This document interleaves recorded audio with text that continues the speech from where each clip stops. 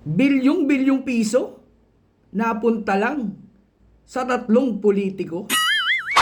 Ama, anak at tito, ayon kay Saldico.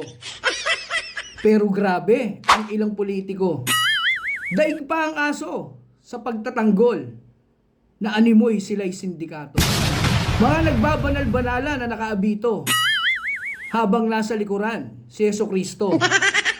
Hanep, mga panawagan nyo dati na mamamatay tao ang pamilyang ito.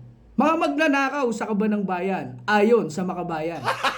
Gago! Pero bakit kaya tahimik na tahimik kayo na mukhang may malaking donasyon na napupunta sa inyo? Mga dilawan na sinusuka simula pa nang iniluwa sila sa bayang ito.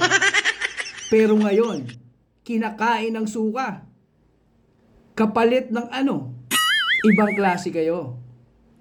Para kayong mga henyo ng pribadong paaralan. Mga akala mo sila lang ang may alam pagdating sa ating bayan. May ingay, sobrang ingay kapag Duterte ang usapan. Gago! 2023, sinimulan nyo ang scripted ninyong 125 million.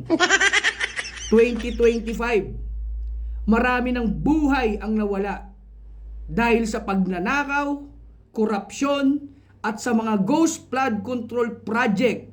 Ibang klase kayo. Di bali ng adik ang presidente. Huwag lang maging Duterte. Gantong mga klase ang tunay na nagpapahirap sa ating bayan. Mga pansariling interes lamang ang kanilang nais. Wala silang pakialam. Lumubog man ang Pilipinas.